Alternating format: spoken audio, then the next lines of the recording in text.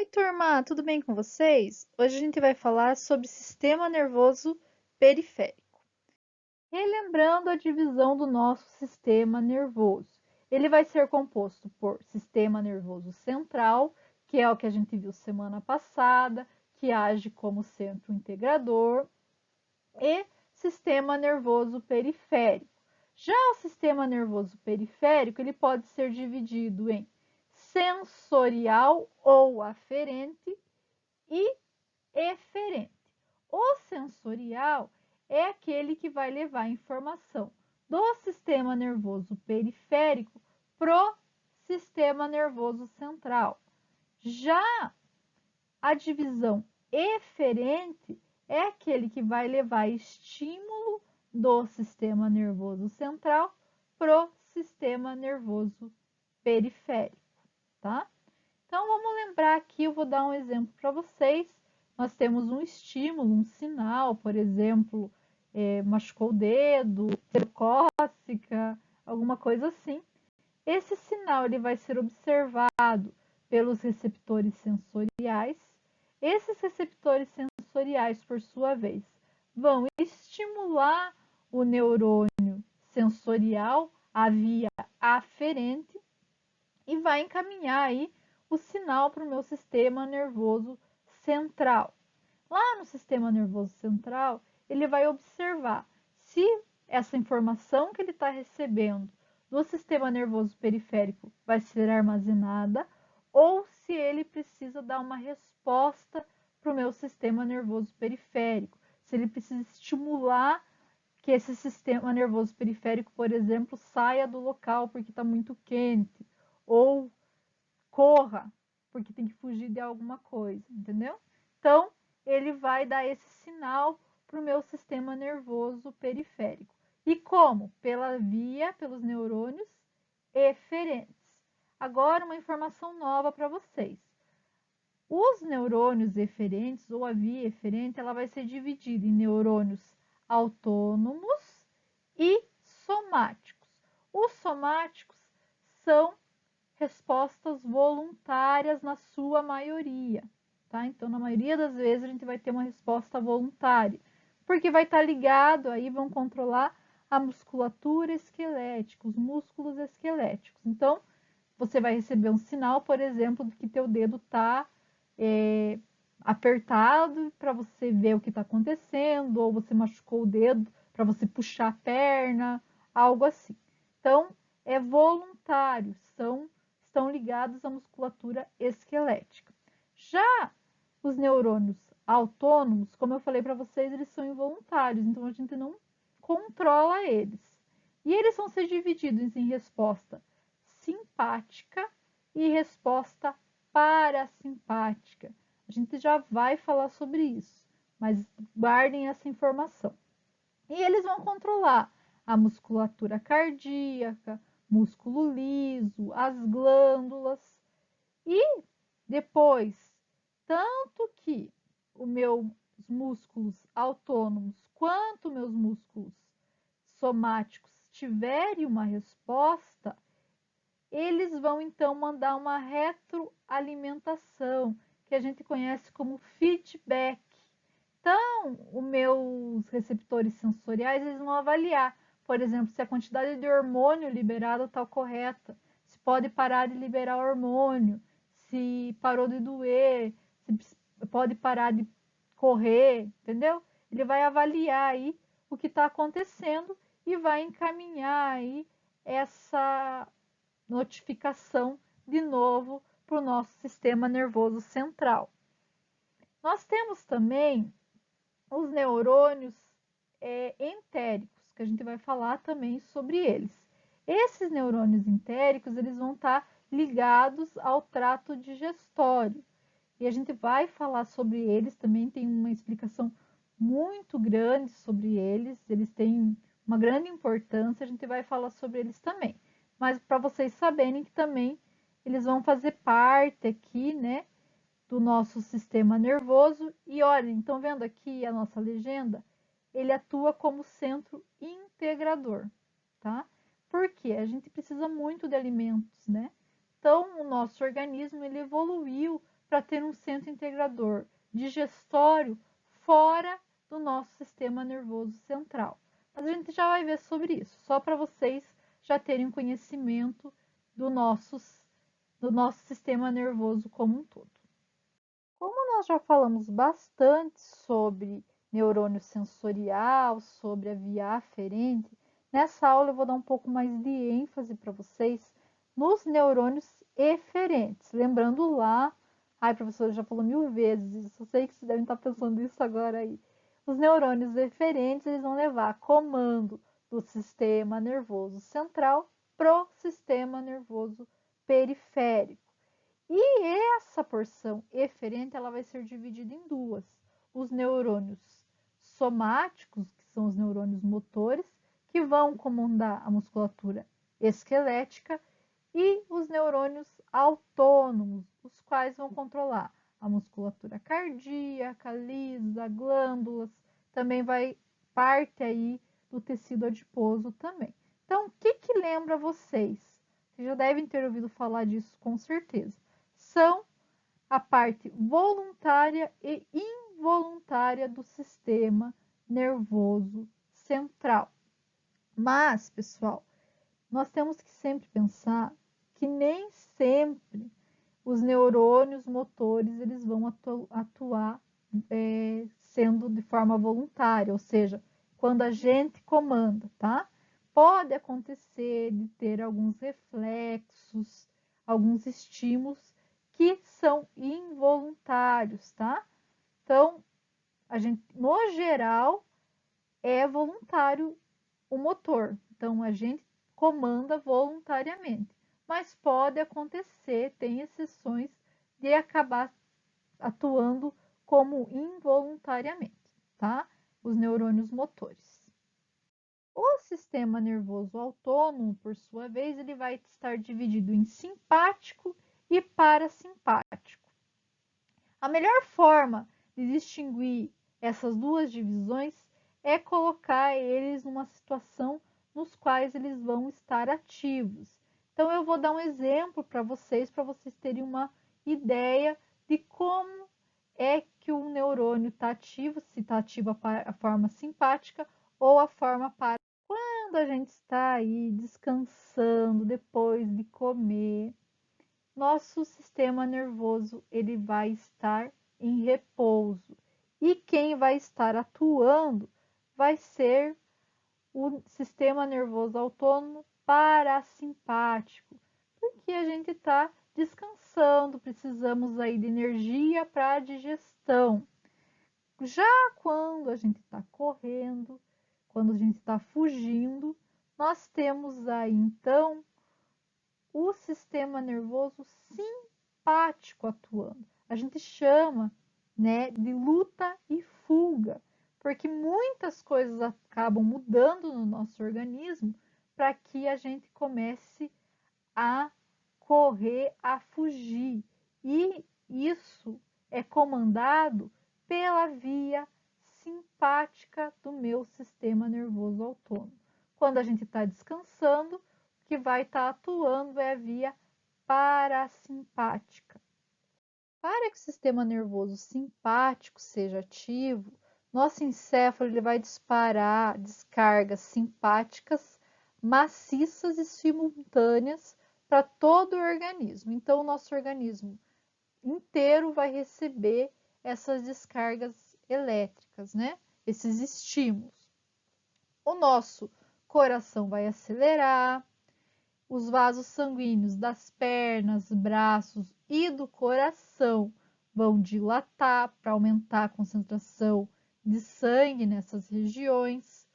O fígado vai liberar glicose e o nosso processo digestivo ele vai diminuir, porque não tem mais importância a digestão nesse momento. A importância vai ser correr e fugir. Então, para podermos ter aí um sistema nervoso autônomo coerente, a gente vai ter que ter uma homeostasia entre a forma simpática e a forma parasimpática.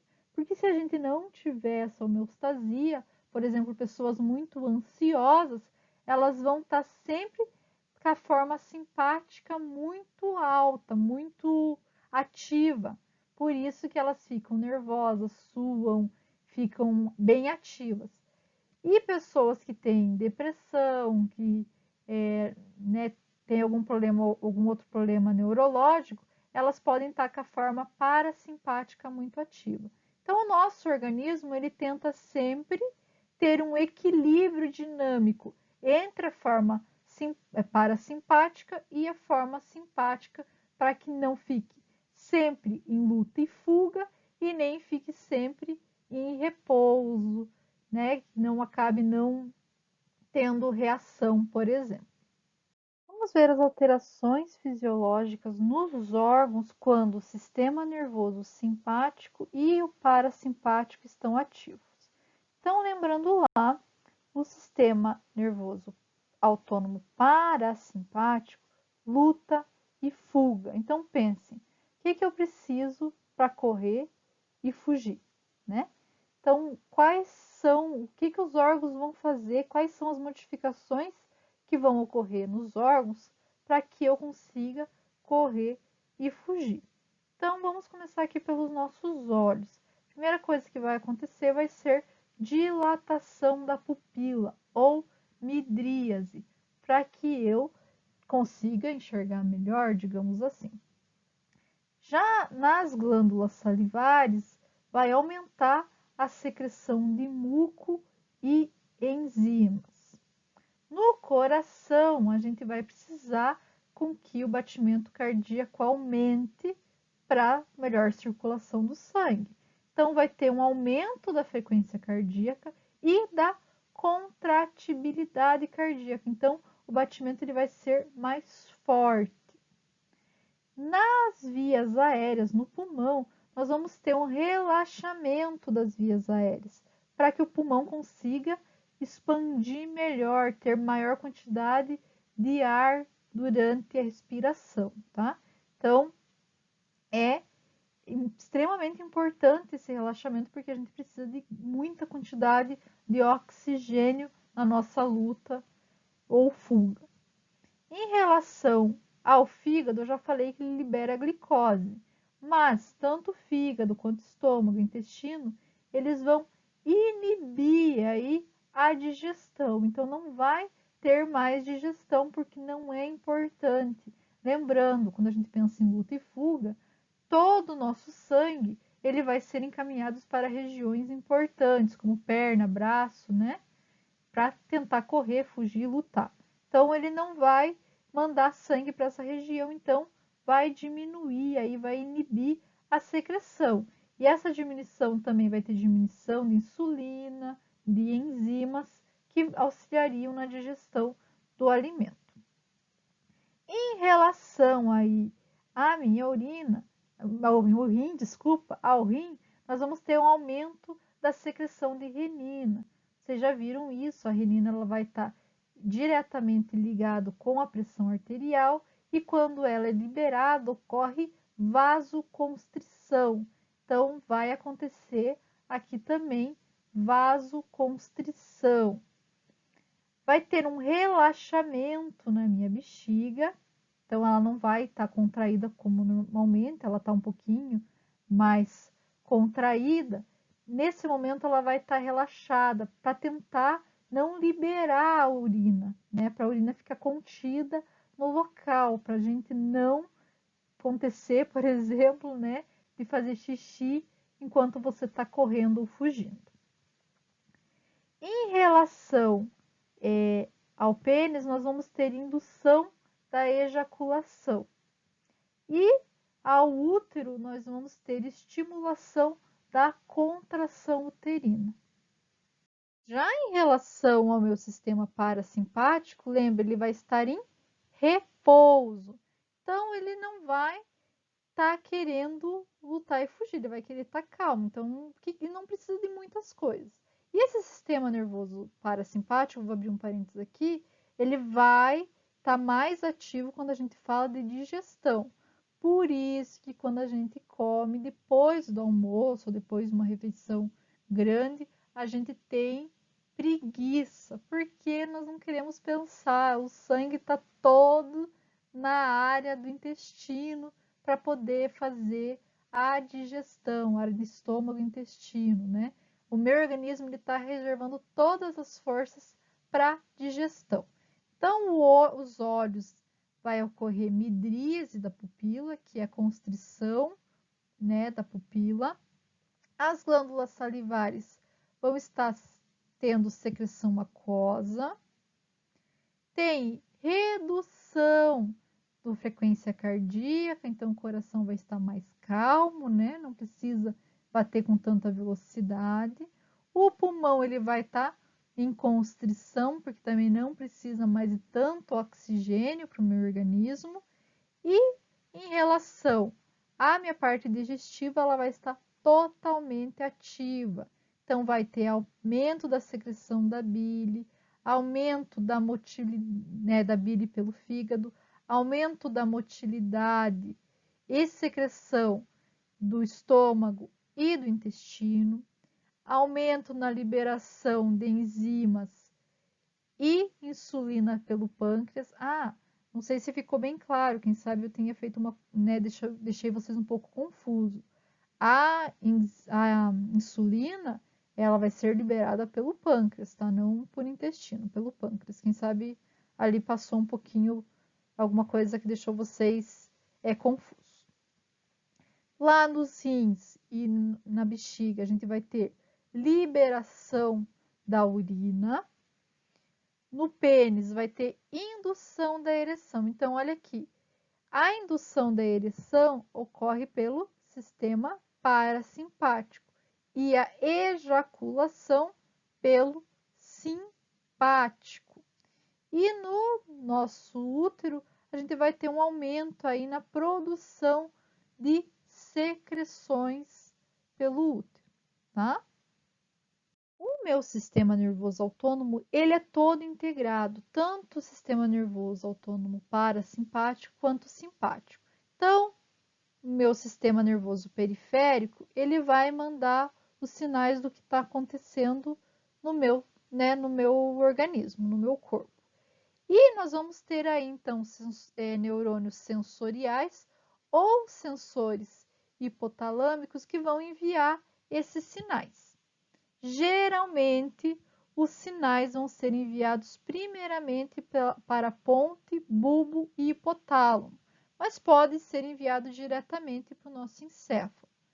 Quando chega o sinal aqui na ponte, no bulbo e no hipotálamo, ele vai verificar os sinais e vai mandar uma resposta direta para o organismo, uma resposta endócrina, autônoma ou comportamental, ou ele pode enviar um sinal para o meu encéfalo. E lá ele vai avaliar e vai fazer então com que ocorra a resposta comportamental, se for comportamental. Caso não seja comportamental, o meu encéfalo ele vai enviar novamente a resposta para a minha ponte, para o bulbo, para que ele dê a resposta endócrina, autônomo ou até mesmo comportamental. Então, vocês viram a grande importância da ponte, do bulbo e do hipotálamo. Eles são os principais responsáveis pelas respostas autônomas, ou seja, por enviar resposta do sistema nervoso central para o sistema nervoso periférico. Então, vejam aqui, o nosso hipotálamo, a ponte e o bulbo. O hipotálamo ele vai ser responsável principalmente pelo controle da temperatura, equilíbrio hídrico e comportamento alimentar. Então, o hipotálamo ele vai dar sinal para você se você precisa sair de um lugar quente, se você precisa vestir uma blusa, ou se você precisa tomar água e se alimentar. Ele vai ser extremamente importante nesse comportamento. Já a ponte, ela vai estar ligada a controle da bexiga, controle urinário. Então, para você saber que você precisa fazer xixi, centro respiratório secundário. Lembra, a gente já falou sobre o sistema respiratório, então ele está ligado ao sistema respiratório. Já também está ligado tanto ele quanto uma parte do bulbo ao controle da pressão arterial, tanto a ponte quanto o bulbo, e o bulbo ele vai estar responsável aí pelo centro respiratório bulbar. Não vou entrar em detalhes porque a gente já falou sobre respiração quando a gente falou de sistema respiratório.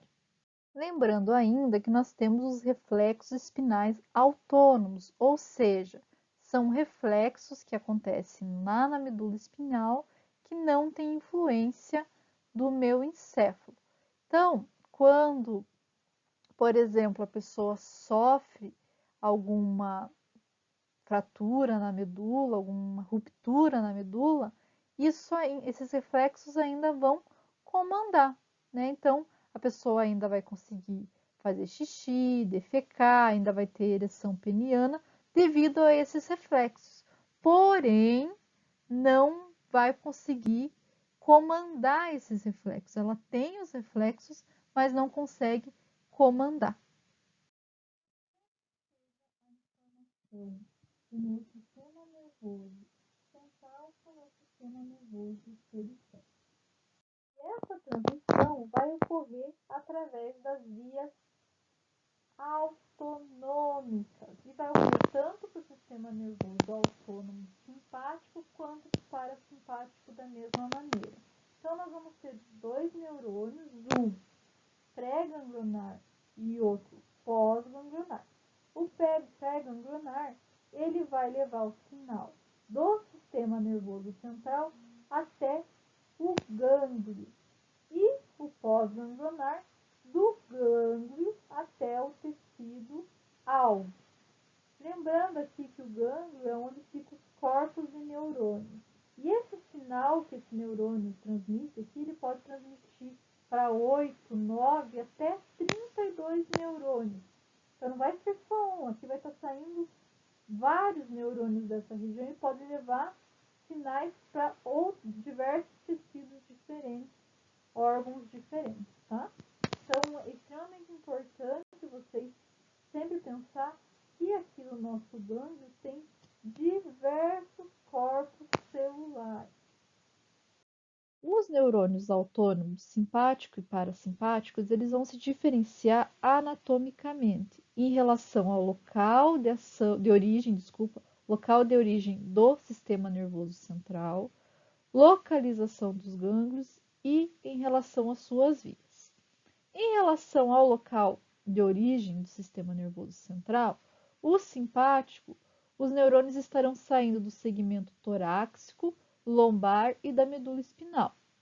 Já o parasimpático, eles vão estar saindo do tronco encefálico, segmentos sacrais da medula espinal. Já a localização dos gânglios no simpático, eles vão ser próximos à medula espinal. Já no parasimpático, eles vão estar próximos ao órgão-alvo. E em relação às vias, o simpático, os neurônios pré-ganglionares, eles são curtos e os pós-ganglionares longos. Por quê? O segmento, ele vai estar, os gânglios, desculpa, eles vão estar bem próximos à medula. Então, eles vão precisar aí de pós-ganglionares longos, porque são depois dos gânglios, lembrem-se lá. Já no parasimpático, como os gânglios eles estão próximos aos órgãos-alvos, então os neurônios pré-ganglionares eles vão ser longos e os pós-ganglionares curtos. Vamos voltar naquela figura que a gente viu anteriormente. Então, aqui, olha os nossos gânglios no simpático. Eles estão bem próximos à medula espinal. Então, aqui, os nossos segmentos pré-ganglionares, eles vão ser mais curtos e os pós mais compridos. Os neurônios pós-ganglionares vão ser mais compridos. Já no simpático, os gânglios eles estão bem próximos à célula. Tem uns aqui que não estão aparecendo, porque senão a figurinha fica muito estranha, mas eles estão bem próximos à célula, não sei se vocês conseguem ver, e isso faz com que os neurônios pré-ganglionares eles sejam mais compridos, enquanto os pós-ganglionares eles sejam mais curtos. Em relação ao local, né, vocês conseguem ver que os nossos neurônios simpáticos eles vão estar mais aqui na medula torácica. Já aqui nós vamos ver que nos parasimpáticos eles vão sair mais do nosso tronco encefálico e também aqui da região sacral aqui da medula. Outra diferença entre a via simpática e parasimpática são os neurotransmissores. Então, no sistema nervoso autônomo, quando a gente fala de neurônios pré-ganglionares, tanto a via simpática quanto a parasimpática, ela vai liberar acetilcolina. E os receptores aqui são receptores colinérgicos nicotínicos. Não esqueçam disso. Então, a acetilcolina, ela sempre vai atuar em receptores colinérgicos. Podem ser nicotínicos ou muscarínicos, mas nesse caso são os nicotínicos. Quando a gente fala de vias simpáticas pós-ganglionares, ele vai liberar lá na célula-alvo noradrenalina, tá? Então, a via simpática pós-ganglionar libera noradrenalina e os receptores da célula-alvo são receptores adrenérgicos. Então, a noradrenalina vai atuar em receptores adrenérgicos. Em relação à via parasimpática, os pós-ganglionares também vão liberar acetilcolina. Então, a acetilcolina na célula-alvo vai atuar nos receptores colinérgicos muscarínicos. Então, a via parasimpática, em sua maioria, vai atuar somente com neurotransmissor acetilcolina, enquanto a simpática ela vai ter acetilcolina no pré-ganglionar e noradrenalina no pós-ganglionar. Mas sempre acontece assim, professora? Não, não é sempre que isso acontece. Nós temos um exemplo de neurônio pós-ganglionar simpático, aqueles que atuam lá nas glândulas sudoríparas, que em vez de secretar noradrenalina, secreta acetilcolina. E daí o receptor que vai estar aqui vão ser receptores simpáticos colinérgicos, são conhecidos como receptores simpáticos colinérgicos.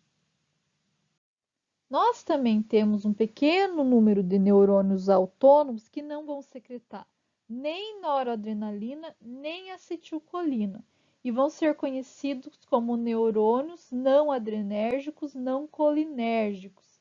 E eles vão, né, liberar aí substância P, peptídeo intestinal, adenosina, óxido nítrico e ATP.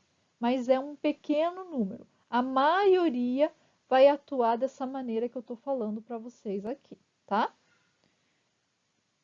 Outra coisa importante é lembrar que essa junção entre o nosso neurônio pós-ganglionar e a célula é chamada de junção neuroefetora, porque ela vai fazer com que tenha, né, depois dessa liberação, um efeito na minha célula.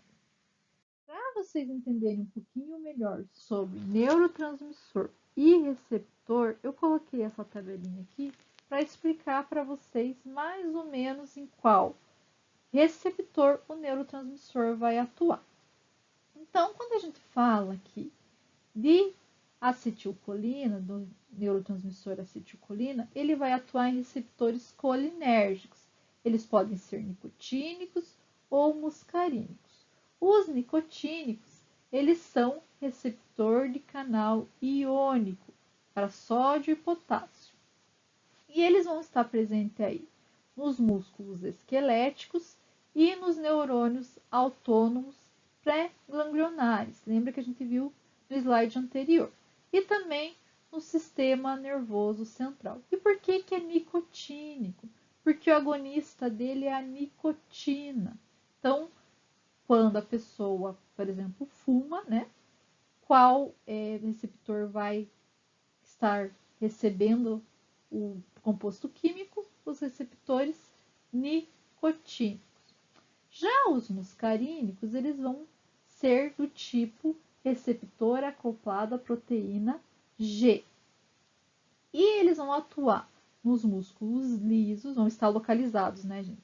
Nos músculos lisos, cardíacos, glândulas endócrinas, exócrinas e sistema nervoso central. Então, enquanto aqui estava só no neurônio autônomo, os muscarínicos eles já vão estar nos tecidos-alvo, tá? E por que são muscarínicos? Porque o agonista dele é a muscarina. Em relação à noradrenalina e adrenalina, eles vão estar interagindo nos receptores adrenérgicos. Esses receptores adrenérgicos podem ser alfa ou beta.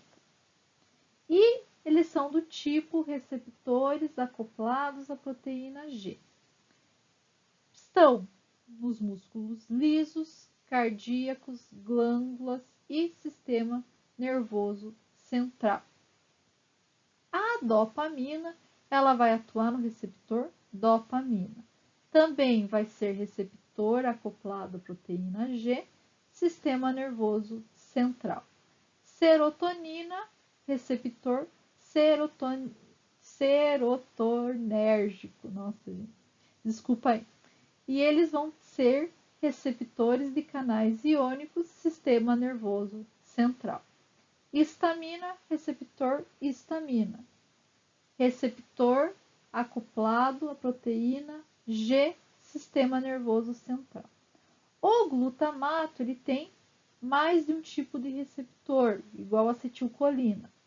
Ele tem esse que é o AMPA, que vocês quiserem decorar o nome, é ácido propiônico amino 3-hidroxo 5-metil isoxazol 4. Tá? Mas não precisa decorar, gente. É só para vocês saberem o nome. Então a gente chama de AMPA.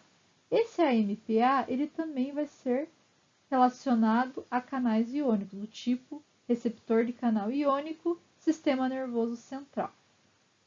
O NMDA é o N-metil de aspartato.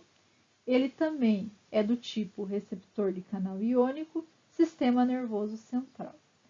O glutaminérgico metabotrópico, ele vai ser receptor de proteína G, receptor acoplado à proteína G, sistema nervoso central. O GABA, receptor GABA, vai estar ligado, vai ser receptor de canal iônico, sistema nervoso central. Glicina, receptor glicina, receptor de canal iônico, sistema nervoso central. Adenosina, receptor purina, também vai ser receptor de proteína, acoplado à proteína G, sistema nervoso central. E o óxido nítrico, como eu falei para vocês, ele passa livremente pela célula, então ele não vai ter nenhum receptor, não vai ter nenhum tipo de receptor, porque ele passa livremente, e ele vai atuar tanto no sistema nervoso central quanto no sistema nervoso periférico. Então, pessoal, coloquei essa tabelinha até para mostrar para vocês a quantidade de neurotransmissores que a gente vai ter no sistema nervoso central e a pequena quantidade do sistema nervoso periférico. Então, para vocês já irem se assimilando com isso, porque quando vocês forem ter aula de farmacologia, vocês vão ver que os medicamentos vão atuar nesses receptores e é bom, claro, a gente sempre saber onde eles vão estar presentes, tá? Então, só fiz um parênteses aqui para falar sobre isso para vocês. Voltando agora aqui para nosso sistema nervoso autônomo, os neurônios do sistema nervoso autônomo eles vão ser um pouquinho diferentes. e a sinapse vai ser diferente. Então, olhem aqui o nosso axônio pós-ganglionar, e vocês estão vendo que quando ele chega no tecido-alvo, né, aqui é uma musculatura lisa, tá? Células do músculo liso. Ele vai aqui, ó, ficar como se fosse umas contas assim, estão vendo? Essas contas, ela é chamada de varicosidade, tá?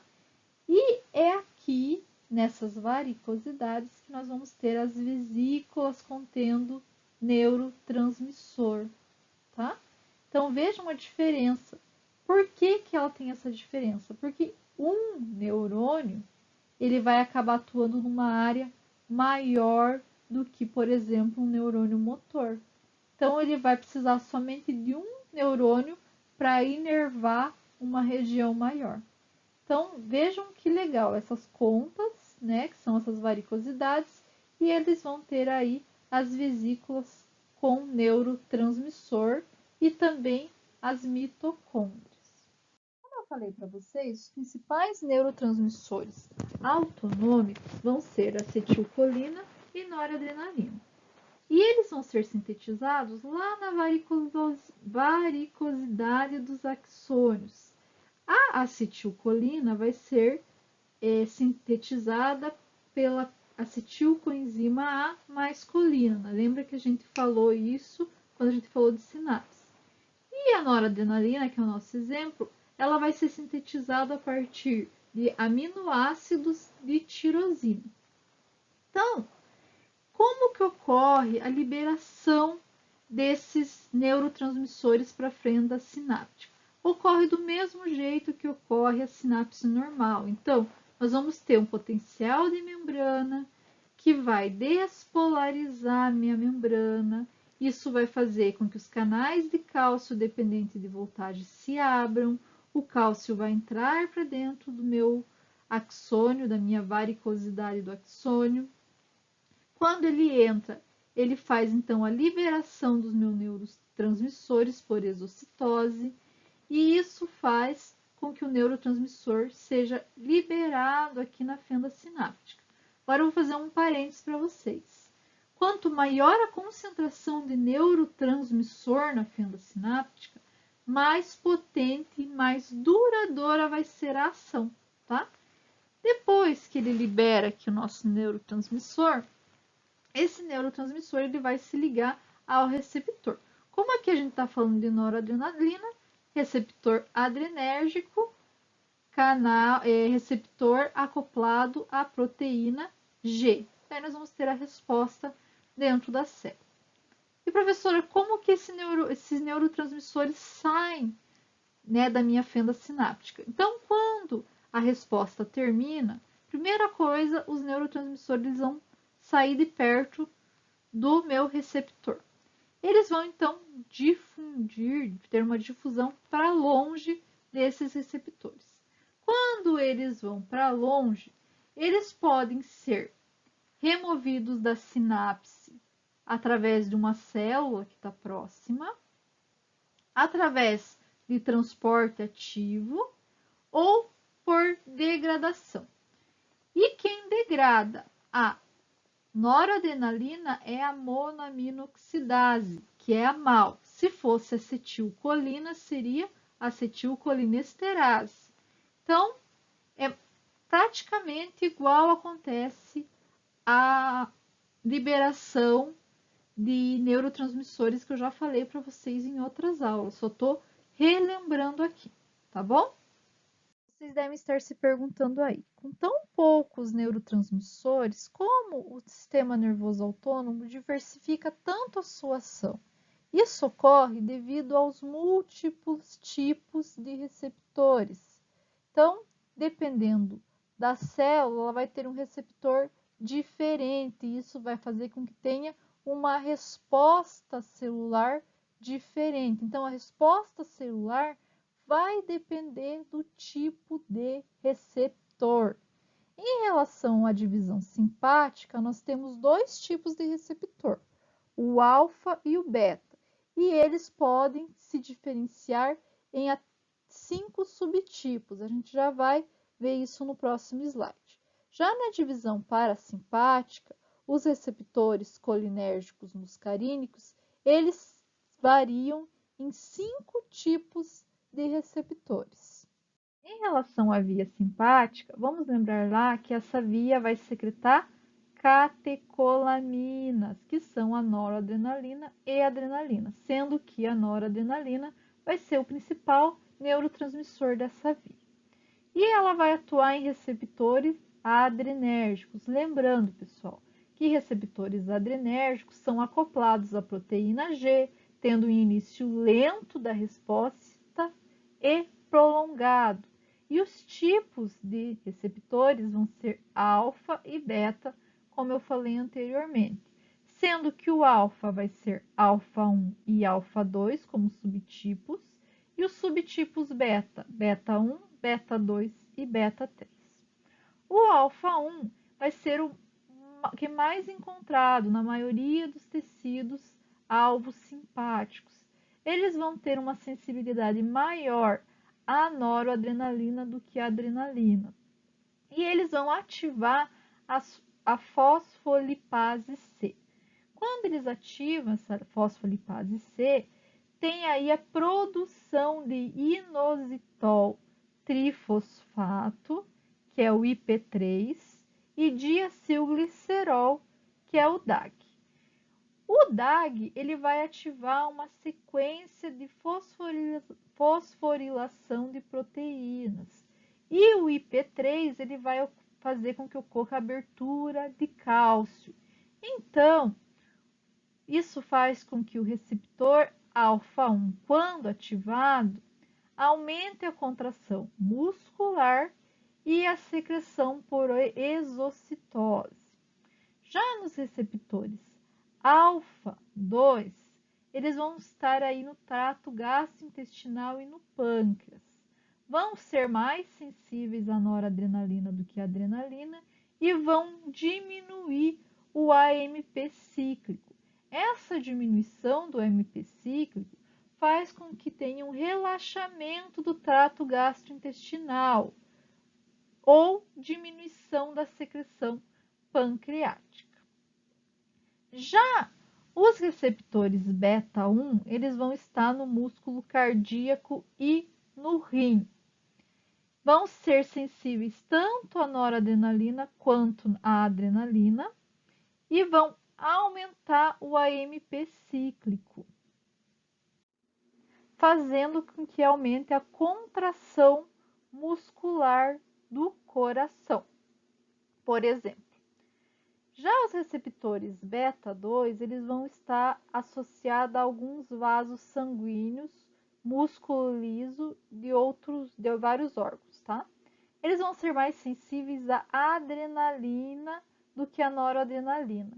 E eles aumentam o AMP cíclico. Porém, o aumento do AMP cíclico aqui vai fazer com que ocorra relaxamento da musculatura lisa, tá? Já os receptores beta 3, eles vão estar ligados ao tecido adiposo, vão ser mais sensíveis à noradrenalina do que à adrenalina e vão aumentar o AMP cíclico. Nas vias parasimpáticas, os neurônios vão liberar acetilcolina como neurotransmissor, os quais irão atuar em receptores colinérgicos muscarínicos. E esses receptores são acoplados à proteína G. Isso faz com que demore mais para ter a resposta, porém o efeito é mais prolongado. E o que vai acontecer? Quando a acetilcolina se liga a esses receptores, ela pode fazer ou abertura de canais de potássio ou abertura de canais de cálcio, dependendo do tipo de receptor muscarínico, vai variar a resposta tecidual. Lembrando que a gente tem 5 tipos de receptores muscarínicos, mas isso a gente vai ver quando a gente fala do local de ação específico.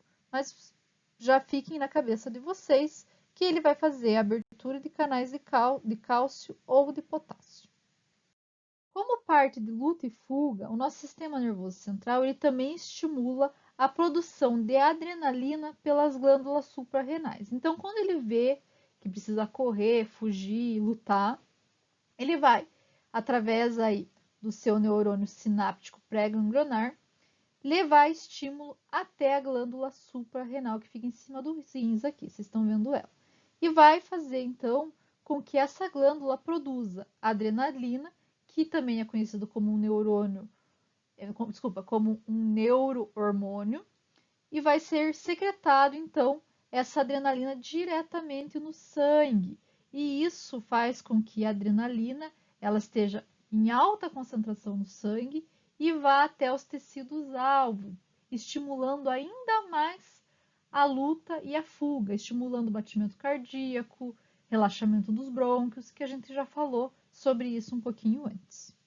Alguns fármacos eles vão atuar como agonistas e antagonistas autonômicos. Lembrando lá que o agonista, quando ele se liga ao meu receptor, ele vai induzir uma resposta fisiológica. Já o antagonista, ele vai bloquear a resposta farmacológica. A principal ação vai ser agonista e antagonista de forma indireta, ou seja, com ação indireta. E eles vão atuar aumentando ou alterando aí a secreção desses neurotransmissores, a recaptação dos neurotransmissores ou a degradação desses neurotransmissores.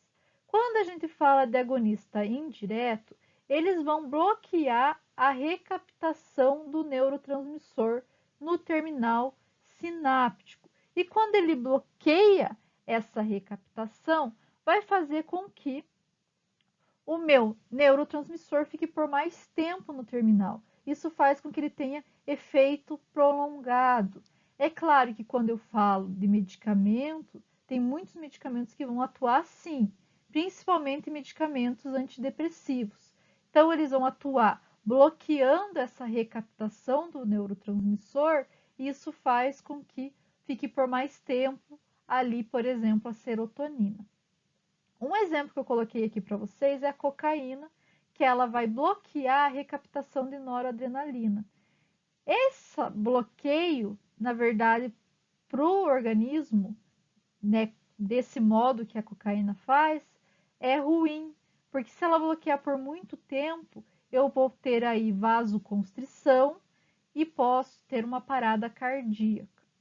Já os antagonistas indiretos, eles vão bloquear a degradação do meu neurotransmissor. Então, ele vai competir lá na enzima, por isso que ele é indireto, ele não vai competir com o receptor. Então, ele compete com a enzima. E isso faz com que a enzima seja inibida e não degrade o meu neurotransmissor.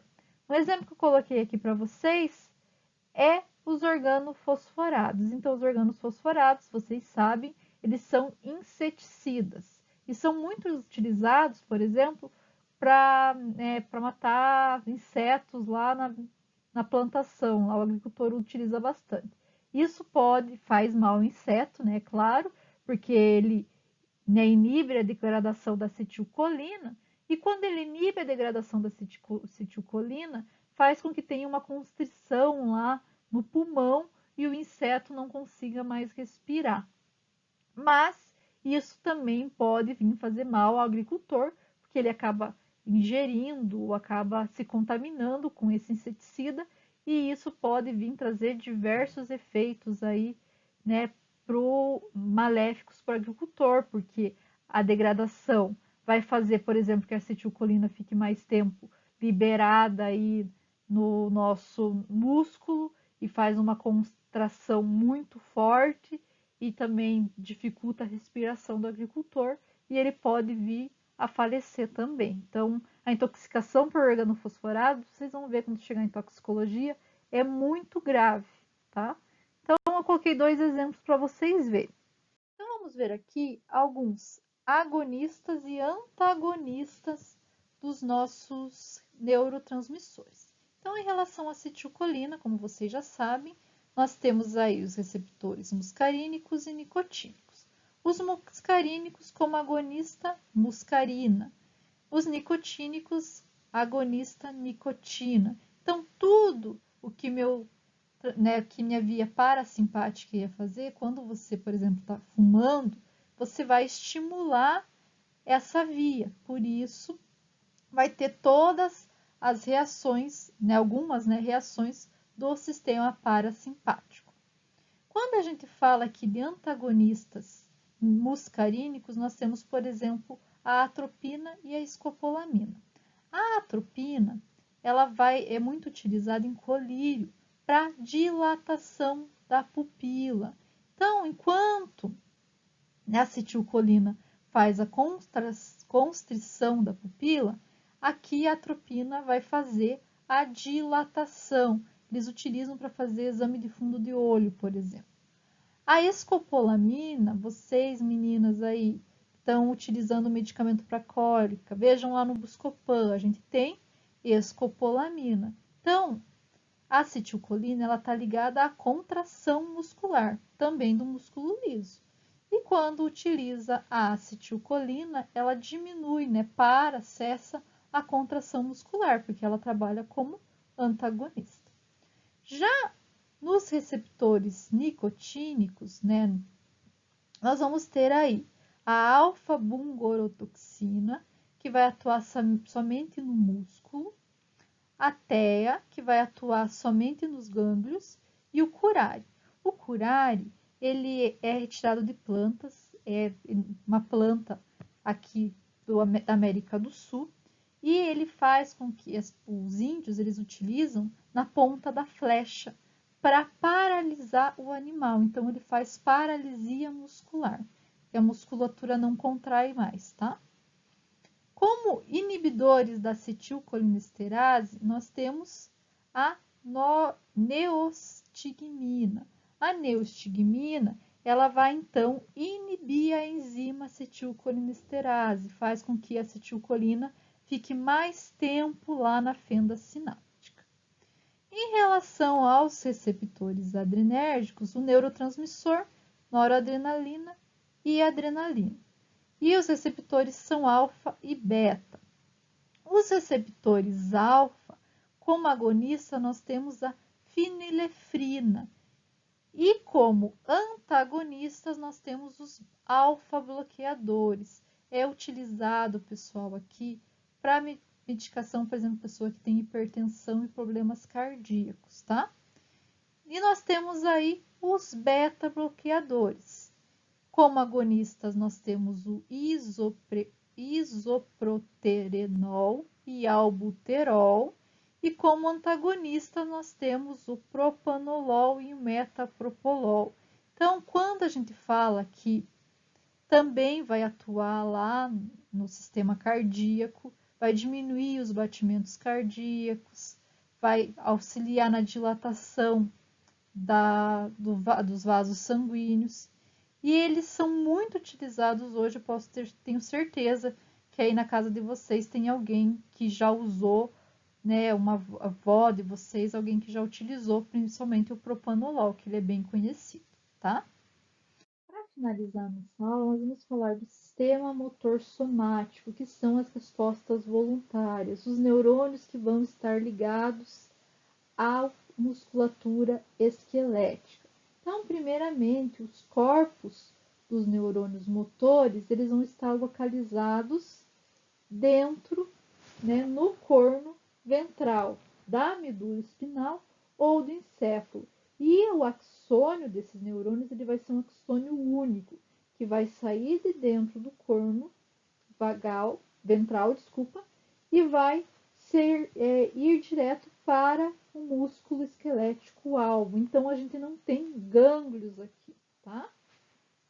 A sinapse entre o neurônio motor somático e a fibra muscular esquelética, ela vai ser chamada de junção neuromuscular. O neurotransmissor é acetilcolina e o receptor é nicotínico. Então, olhem aqui a diferença, entre a via motora somática e as vias autônomas. Quando a gente fala de via somática, temos aí o nosso neurônio saindo do sistema nervoso central e indo até o local de ação. Então vejam que o axônio é bem longo, pode medir aí 1 metro facilmente. Já nas vias autônomas, a gente vai ter os gânglios. Na parasimpática, vamos relembrar, o neurônio pré-ganglionar vai ser maior e o pós-ganglionar menor. Na pré-sináptica, nós vamos ter neurônio pré-sináptico menor e pré-ganglionar menor e pós-ganglionar maior. Quando a gente fala de via motora, o alvo vai ser músculo esquelético. Via autônoma, álvulo, músculo liso, cardíaco, glândulas endócrinas e exócrinas e parte do tecido adiposo. Lembrando ainda que a gente tem a via simpática da glândula suprarrenal, onde ela faz a liberação de adrenalina diretamente no sangue e esse sangue vai levar até o tecido alvo. O que acontece quando o nosso neurônio motor ele recebe um estímulo? Então ele vai ser estimulado e vai mandar um impulso nervoso através aí do seu axônio. No final do nosso axônio, lá no terminal sináptico, a gente consegue ver que ele é bem ramificado, para que ele consiga aí fazer interação com a fibra muscular. Essa interação entre a ramificação do terminal sináptico e a fibra muscular é chamada de junção neuromuscular e é extremamente importante ali onde ocorre a liberação do nosso neurotransmissor. Nosso neurotransmissor, quando a gente fala de músculo, é a acetilcolina. Então, eu já vou pular aqui porque eu sei que vocês já viram isso, eu só estou relembrando, tá? Então, vou pular aqui para essa imagem onde a gente tem, chega o impulso nervoso no final aqui no nosso terminal sináptico. Esse impulso nervoso vai despolarizar a membrana. Com a despolarização da membrana, os nossos canais de voltagem, dependentes de voltagem, que é o canal de cálcio, ele se abre. Quando ele se abre, o cálcio consegue entrar dentro da célula, dentro do meu terminal sináptico. Quando ele entra dentro da célula, ele faz com que ocorra a liberação do neurotransmissor, que no nosso caso aqui é a acetilcolina. Essa acetilcolina, por sua vez, ela vai se ligar ao receptor nicotínico, receptor colinérgico nicotínico. Quando ela se liga, ela vai fazer com que tenha a abertura de outro canal. Então, olhem aqui nessa imagem.